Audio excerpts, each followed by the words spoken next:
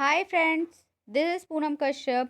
Welcome to history made simple. तो चलिए शुरू करते हैं आज का हमारा वीडियो और देखते हैं पहला सवाल। राजराज प्रथम का भू राजस्व कृषिजन्य अर्थव्यवस्था एवं राज्य की वित्त व्यवस्था की दिशा में क्या योगदान था। ऑप्शन नंबर ए, 100 ईस्वी में उसने राजस्व का निर्धारण करने के लिए भूमि की पैमाइश करवाई।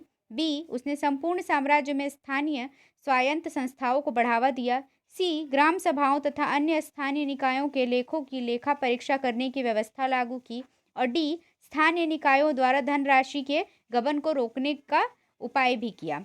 तो फ्रेंड्स, इसमें जो सही है वो है ऑप्शन नंबर सी, ग्राम सभाओं तथा अन्य स्थानीय निकायों के लेखों की लेखा परीक्षा करने की व्यवस्था लागू की।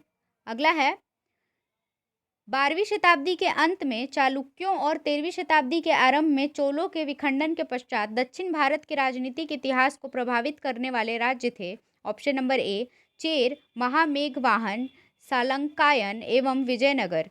बी, पश्चिमी गंग, पांड्य, विष्णुकुंडिन एवं होयसल। सी, पांड्य, होयसल, काकतीय एवं यादव।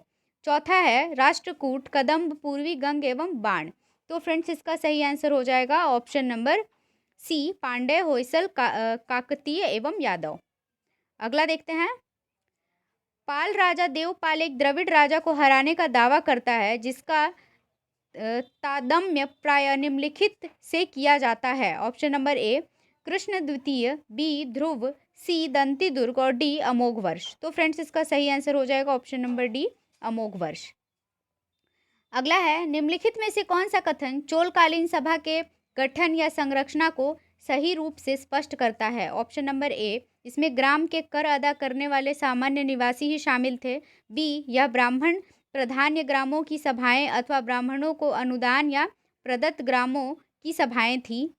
सी, ये सभाएं केवल व्यापारिक केंद्रों या नगरों तक ही सीमित थीं और इनसे केवल व्यापारिक हितों की ही पूर्ति होती थी। और डी, ये भूस्वामियों की सभाएं थी। तो फ्रेंड्स, इसका सही आंसर हो जाएगा ऑप्शन नंबर बी, यह ब्राह्मण प्रधान्य ग्रामों की सभाएं अथवा ब्राह्मणों को अनुदान या प्रदत्त ग्रामों की सभाएं थी। अगला देखते हैं, निम्नलिखित में से कौन सा कथन सत्य है ये बताना है। पहला है, राजराज के अनुराधापुर के स्थान पर पोल्लनुरुवा को अपनी राजधानी बनाया। दूसरा, वीर राजेंद्र ने तुंगभद्र के तट पर एक विजय स्तंभ की स्थापना की। और तीसरा, राजेंद्र प्रथम ने जयगोंड की उपाधि धारण की। तो फ्रेंड्स, ये तीसरा जो है वो गलत है क्योंकि इसने जो है वो गंगैकोंड चोल की उपाधि ली। गंगैकोंड चोल की उपाधि धारण की। मैंने पिछले वीडियोस में ये बताया है, तो अगर आपने वो नहीं देखी है तो आप लोग जाके प्लेलिस्ट चेक कर सकते हो। तो फ्रेंड्स, इसका सही आंसर हो जाएगा ऑप्शन नंबर ए, कूट का। अगला है, निम्नलिखित में से कौन सा कथन सत्य है। पहला, चोल अभिलेखों में उपज के अनुसार भूमि को 12 कोटियों में विभाजित किए जाने का उल्लेख है। दूसरा, अन्न का मान एक कलम था। तीसरा, अयोयोवोल बड़े भूस्वामी थे। तो फ्रेंड्स, इसमें पहला और दूसरा ये दोनों सही है, तो इसलिए ऑप्शन नंबर बी जो होगा सही हो जाएगा। अगला देखते हैं, निम्नलिखित में से कौन सा कथन सत्य है। पहला, राजेंद्र प्रथम ने श्रीलंका के शासक महेंद्र पंचम को बंदी बनाया। दूसरा, कुलोत्तुंग तृतीय ने त्याग समुद्र की उपाधि ली। और तीसरा, कुलोत्तुंग तृतीय ने कुंभकोणम के निकट तिरुभवन में कंपोरेश्वर मंदिर का निर्माण करवाया।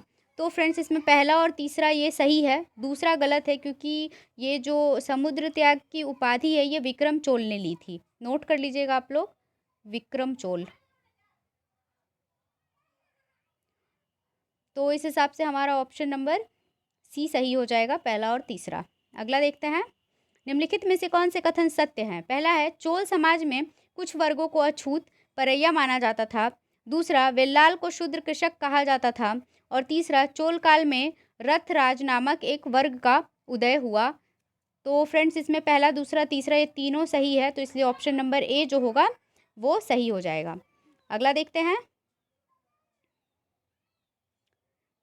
अगला सम्मिलित करना है।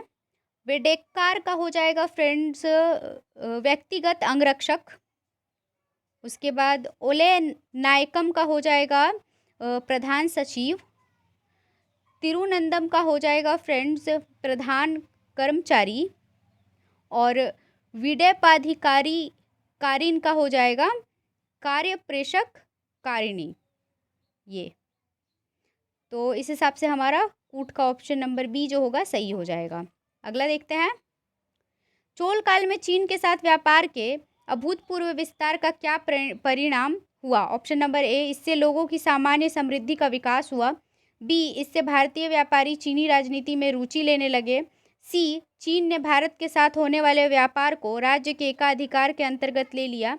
और डी, चीनी शासन ने चोल साम्राज्य के साथ बढ़ते हुए व्यापार को देश की स्वतंत्रता के प्रति घातक माना और शीघ्रता से इसे रोकने के प्रयास किए।